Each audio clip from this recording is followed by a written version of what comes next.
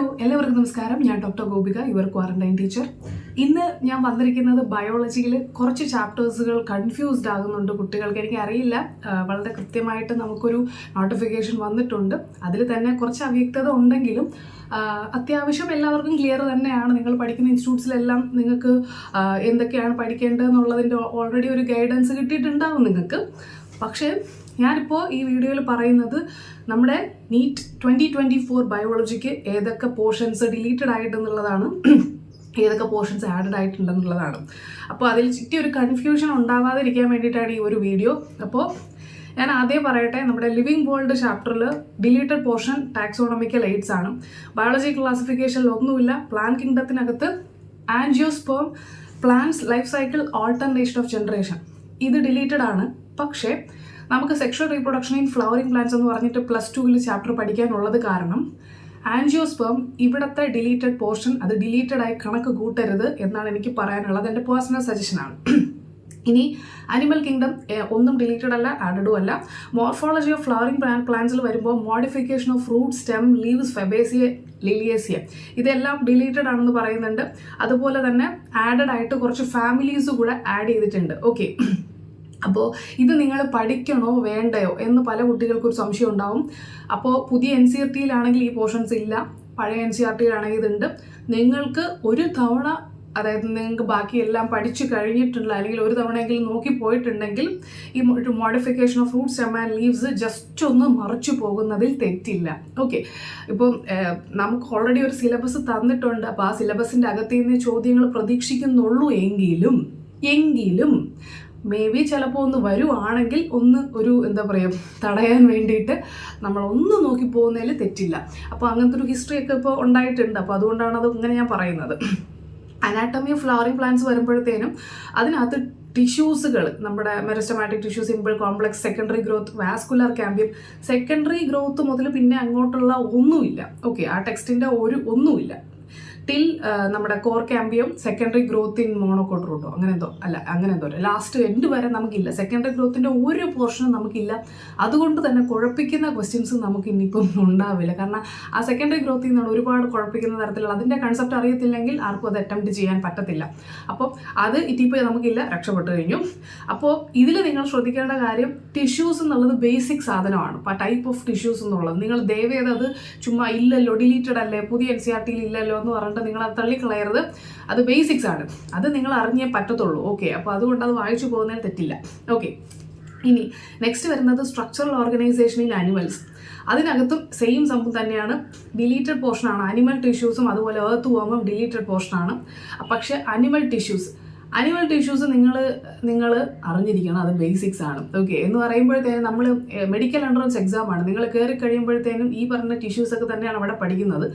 അവിടെ പഠിക്കുന്നത് കാരണം ഇവിടെ പ്രിപ്പയർഡായി പോകാനല്ല ഞാൻ ഉദ്ദേശിക്കുന്നത്. ഇതൊരു മെഡിക്കൽ എൻട്രൻസ് എക്സാം ആയതുകൊണ്ട് തന്നെ ടിഷ്യൂസിൽ നിന്ന് ചോദ്യം വന്നു കഴിഞ്ഞാൽ അതൊരു എന്താ പറയുക, അത് നമുക്ക് അതിനെ എതിർത്ത് പറയാൻ പറ്റത്തില്ല. ഓക്കെ, അപ്പോൾ അനിമൽ ടിഷ്യൂസും നിങ്ങൾ പഠിച്ചിരിക്കുക. ഓക്കെ, അത് ഭയങ്കര സിമ്പിളായിട്ട് ഞാൻ അൾട്ടിമേറ്റ് ബയോളജി റിവിഷൻ കോഴ്സിൽ ഓരോന്നും പറയുന്നുണ്ട്. നിങ്ങൾ മാക്സിമം അതും യൂസ് ചെയ്യാൻ ശ്രമിക്കുക. ഓക്കെ, ഇപ്പം നിങ്ങൾ ബയോളജി ഒരിടത്തും എത്തിയിട്ടില്ല, ബയോളജി നിങ്ങൾക്ക് ഭയങ്കര സീറോ ആയിട്ട് ഫീൽ ചെയ്യുന്നു, ബേസിക്സ് അറിയത്തില്ല, നിങ്ങൾക്ക് statement wise assertion reason question ചെയ്യാൻ പറ്റുന്നില്ല. ഓക്കെ, ഇതിൻ്റെ ഓരോ പ്രശ്നങ്ങളും കവർ ചെയ്തിട്ടുള്ള എൻ്റെ ഒരു ക്ലാസ്സാണ് അൾട്ടിമേറ്റ് ബയോളജി റിവിഷൻ കോഴ്സ്. അപ്പോൾ അത് നിങ്ങൾ മാക്സിമം യൂസ് ചെയ്യുക. അതിനകത്ത് നമ്മുടെ ഈ നീറ്റ് എക്സാമിൻ്റെ സിലബസ് ബേസ്ഡ് ആയിട്ടുള്ള പാറ്റേണിലാണ് പഠിപ്പിക്കുന്നത്. ഓക്കെ, നമ്മൾ ഉദ്ദേശിക്കുന്നത് എത്രയേ ഉള്ളൂ, നിങ്ങളുടെ മനസ്സിൽ, നിങ്ങളുടെ തലയ്ക്കകത്തോട്ട് എങ്ങനെയാണേലും ഒരു ക്വസ്റ്റ്യൻ ചോദിക്കുമ്പോഴത്തേനും അതിന് വേണ്ട കണ്ടന്റുകൾ നിറയ്ക്കുക എന്നുള്ളതാണ്. അത് മാക്സിമം എന്നെ കൊണ്ട് പറ്റുന്ന രീതിയിൽ ക്ലാസ് എടുത്ത് ഞാൻ അത് നിറപ്പിക്കാൻ ശ്രമിച്ചിട്ടുണ്ട്. ഓക്കെ, എന്ന് പറയുമ്പോൾ ഞാൻ ഉദ്ദേശിക്കുന്ന വേറെ ഒന്നുമില്ല, നമ്മൾ പഠിക്കുമ്പോൾ തന്നെ നമ്മളിപ്പോൾ സിനിമ കണ്ടിട്ട് മറന്നു പോകുന്നില്ലല്ലോ, അതുപോലത്തെ ഒരു സംഭവം, അതാണ് ഞാൻ ക്ലാസ്സിൽ ഉദ്ദേശിക്കുന്നത്. നമ്മൾ ക്ലാസ് കേട്ട് കഴിഞ്ഞാൽ ആ ക്ലാസ്സിൽ പറയുന്നത് പിന്നെ നിങ്ങൾ മറക്കത്തില്ല. നിങ്ങളുടെ NCERT എടുത്ത് കയ്യിൽ വെക്കുമ്പോഴത്തേനും എന്താ പറയുക, ഞാൻ പറഞ്ഞ ഓരോ കാര്യങ്ങളും നിങ്ങൾക്ക് അതിൽ കൂടെ ഇങ്ങനെ പൊയ്ക്കൊണ്ടേയിരിക്കും. പിന്നെ നിങ്ങൾക്ക് റിവിഷൻ ചെയ്യേണ്ട സമയം മാത്രമേ ഉള്ളൂ. ഓക്കെ, അപ്പം ഇനി നിങ്ങളിപ്പോൾ ജോയിൻ ചെയ്ത് കഴിഞ്ഞാൽ അത് വർത്ത് ആവുമെന്ന് ചോദിച്ചു കഴിഞ്ഞാൽ ഇപ്പോൾ നിങ്ങൾ ജോയിൻ ചെയ്താൽ അത് വർത്താണ്. കാരണം നിങ്ങൾക്ക് അല്ല, നിങ്ങൾ എപ്പോൾ ജോയിൻ ചെയ്താലും വർത്ത് തന്നെയാണ്. പക്ഷെ ഞാൻ ഉദ്ദേശിക്കുന്നത് നിങ്ങൾ ഒരു തവണ പഠിച്ച് കംപ്ലീറ്റ് +1 +2 പഠിച്ചിട്ട് ഒരു തവണ റിവിഷനും കൂടെ ചെയ്തിട്ട് വേണം പോകാൻ എന്നുള്ളൊരു ടൈം പീരീഡ് വെച്ചിട്ട് കാൽക്കുലേറ്റ് ചെയ്യുമ്പോഴത്തേനുമാണ് ഞാൻ പിന്നീട് ലേറ്റായിട്ട് നിങ്ങൾ ജോയിൻ ചെയ്യരുതെന്ന് പറയുന്നത്. വേറെ ഒന്നും കൊണ്ടല്ല, അപ്പം നമുക്കതിൽ നിന്ന് യൂസ് ഉണ്ടാവണമല്ലോ എന്നുള്ളൊരു ചിന്ത കൊണ്ടാണ്.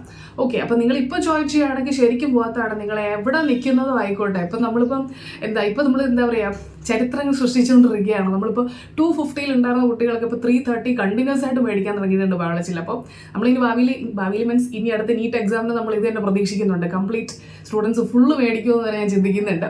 അപ്പോൾ നിങ്ങൾ വെറുതെ ഇപ്പോൾ എന്താ പറയുക, ഒരു റിഗ്രറ്റ് അടിക്കരുത് പിന്നീട്. ഓക്കെ, എന്താ ഞാൻ മിസ്സിൻ്റെ ക്ലാസ്സിൽ ജോയിൻ ചെയ്യേണ്ടതായിരുന്നു. കാരണം അത്രയും വർത്തായിട്ടുള്ള, നിങ്ങൾക്ക് അങ്ങനെ ഒരു ആഗ്രഹം, നിങ്ങളുടെ നീറ്റിന് നല്ല സ്കോർ വേണമെന്നൊരു ആഗ്രഹം ഉണ്ടെങ്കിൽ അതിൻ്റെ ഒരു എന്താ പറയുക അൾട്ടിമേറ്റ് സംഭവമാണ് നിങ്ങൾക്ക് അൾട്ടിമേറ്റ് ബയോളജി റിവിഷൻ. ഓക്കെ, അതിൽ അങ്ങോട്ടും ഇങ്ങോട്ടും ഒരു സാധനം നിങ്ങൾക്ക് കിട്ടില്ല. ഓക്കെ, അപ്പോൾ നിങ്ങൾക്ക് അത് ചെക്ക് ചെയ്യാം. ഗൂഗിൾ പ്ലേ സ്റ്റോറിൽ യുവർ ക്വാറന്റൈൻ ടീച്ചർ ആപ്പ് നോക്കുക, അല്ലെങ്കിൽ iOS യൂസേഴ്സ് ആണെങ്കിൽ വെബ്സൈറ്റ് ഉണ്ട്, അത് നോക്കുക. ഓപ്പൺ ചെയ്തതിന് ശേഷം അതിനകത്ത് അൾട്ടിമേറ്റ് ബയോളജി റിവിഷൻ കോഴ്സ് എന്ന് കാണാം. അതിനകത്ത് നിങ്ങൾക്ക് നമ്മുടെ അനിമൽ കിങ്ഡം ഒക്കെ നമുക്ക് ഓൾറെഡി ഡെമോ ക്ലാസ് ആയിട്ട് എല്ലാവർക്കും ഫ്രീ ആയിട്ട് ഓപ്പൺ ചെയ്തിട്ടുണ്ട്. നിങ്ങൾക്ക് അതിൽ പോകാം. ഇനി വേറൊരു കാര്യം എന്ന് പറയുന്നത്, നമ്മൾ ലാസ്റ്റ് ടൈം എടുത്ത ക്രാഷ് കോഴ്സ് ഫ്രീ ആയിട്ട് ഓപ്പൺ ആക്കിയിട്ടുണ്ട് ആപ്പിനകത്ത്. അത് നിങ്ങൾക്ക് ആർക്കെങ്കിലും ഒക്കെ ഇനി കോഴ്സിൽ ജോയിൻ താല്പര്യം ഇല്ലാന്നുണ്ടെങ്കിൽ, അല്ലെങ്കിൽ പറ്റാത്ത ഒരവസ്ഥയാണെന്നുണ്ടെങ്കിലും അതിനെല്ലാം കൂടെ വേണ്ടിയിട്ടാണ് ക്രാഷ് കോഴ്സ് ഓപ്പൺ ആക്കിയിട്ടുണ്ട്. YQT തണ്ടർ എന്ന് പറയും. അതും നമ്മുടെ ആപ്പിനകത്ത് അവൈലബിൾ ആണ്. നിങ്ങൾക്ക് അത് ചെക്ക് ചെയ്ത് നോക്കാം. പക്ഷേ ഞാൻ പറഞ്ഞില്ലേ, ക്രാഷ് കോഴ്സ് അത്യാവശ്യം ബയോളജി അറിയാവുന്ന ഒരാൾക്ക് അത് ലാസ്റ്റ് മിനിറ്റ് റിവിഷന് ഭയങ്കര യൂസ് ആയിരിക്കും. നിങ്ങൾ അറിഞ്ഞുകൂടാത്ത പല കാര്യങ്ങളും നിങ്ങൾക്ക് അതിൽ അപ്പോഴായിരിക്കും മനസ്സിലാകുന്നത്. ഓക്കെ, പക്ഷേ UBRൻ്റെ എന്ന് വെച്ചാൽ ഡീറ്റെയിൽഡ് കൺസെപ്റ്റ് ആണ്. പ്ലസ് നമ്മൾ നിമോണിക്സുകളാണ് കൂടുതൽ കോൺസെൻട്രേറ്റ് ചെയ്യുന്നത്. എക്സാമിന് എങ്ങനെ അറ്റംപ്റ്റ് ചെയ്യണമെന്നുള്ളതാണ് കൂടുതലും കോൺസെൻട്രേറ്റ് ചെയ്യുന്നത്.